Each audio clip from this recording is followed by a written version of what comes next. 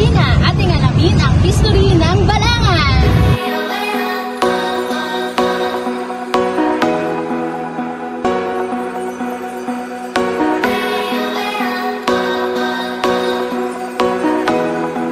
Ngayong araw, ating aalamin ang kasaysayan ng Balanga Bataan. Bakit nga ba Balanga Bataan? Saan ba nanggaling ang salitang Balanga? Halika, alamin natin kahistoryan. Ang lungsod ng Balanga ay isang ika-4 na klaseng lungsod at kabisera ng lalawigan ng Bataan sa rehiyon ng Gitnang Luzon ng Pilipinas.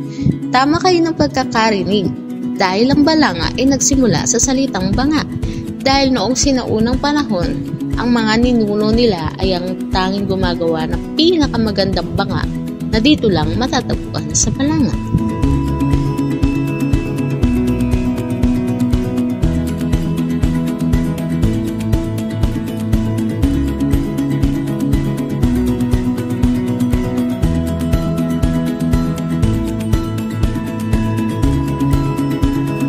Ang Banga Festival ay isang linggong kaganapang ipinagdiriwang sa lungsod ng Balanga City, Bataan.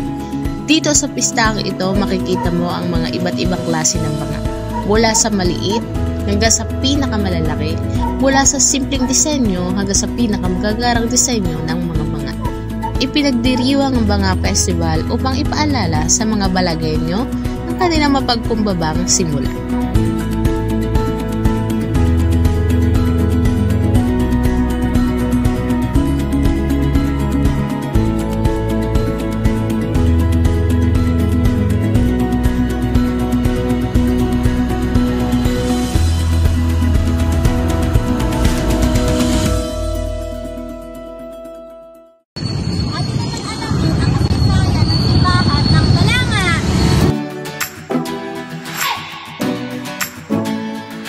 Ang Balanga Cathedral, formal na kilala bilang Diocesan Shrine at Cathedral Parish of St. Joseph.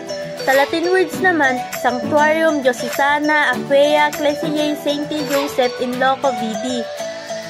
Tara, samahan niyo ko at ikutin natin ang simbahan. Sa kasalukuyan, sina Noel Nigit at Alvin Bopis ang nagsisilbing mga pari ng katedral. Noong Marso 19, 2015, formal na idineklara ang katedral bilang dambana ng diocese.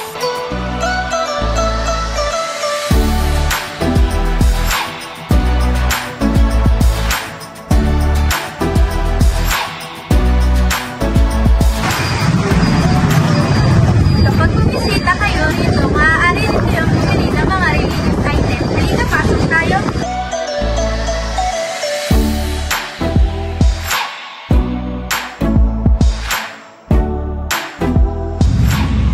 Ang gaganda ng mga bracelet, oh.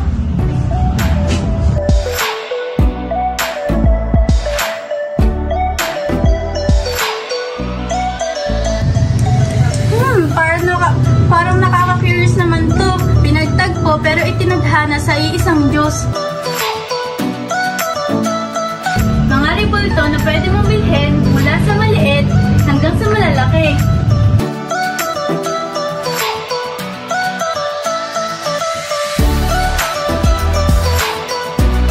Dito, marami pang mga ribulto, marami pang pwedeng pagpilian na pwede mong ilagay sa altar.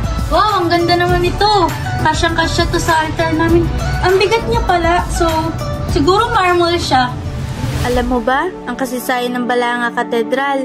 Sa panahon ng pagsalakay ng mga Hapones, ang katedral ay ginamit upang taguan ng mga artilya o armas, upang bombahin ang Mount Samat, kung saan nagtatago ang tropang Pilipino at Amerikano. At kalaunan ay inayos ito ng unang pari ng diocese na si Celso Guevara na gumawa ng rebulto ng St. Joseph. Lumako naman tayo sa history ng terminal ng Balanga.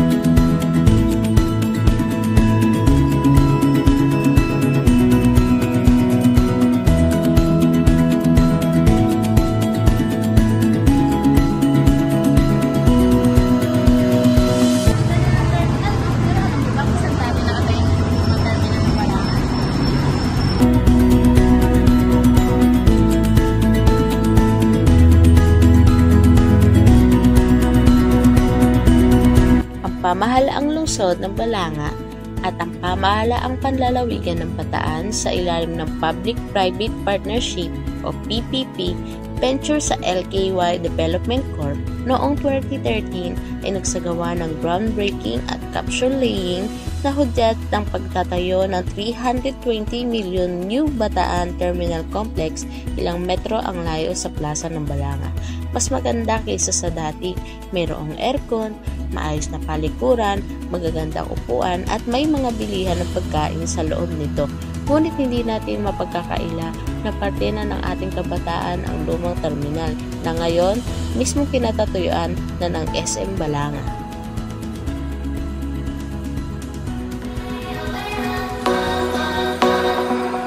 Hello mga ka-istorya, nandito po tayo sa Orion at nandito po tayo sa barangay na Puting Buhangin at ating aalamin ang seaport ng Kabimpin.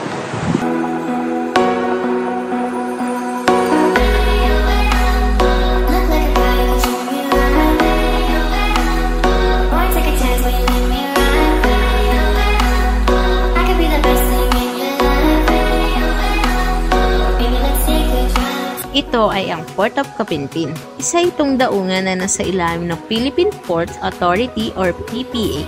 Ito ay pinirmahan at naaprubahan noong December 4, 2012 ng dating Pangulong Benigno Noynoy Aquino na nasa ilalim ng Executive Order No. 101. Ito ay matatagpuan sa barangay Puting Buhangin sa bayan ng Orion dito sa Bataan. Ang daungan na ito ay hindi naging kapansin-pansin noong una. Ngunit noong 2015, ang FCL ay nakita ang potensyal ng daungan na magsagawa ng operasyon na kaugnay sa Port of Manila dahil sa ito ay may natatanging ganap sa mga may-ari ng mga kumpanya ng mga vessel.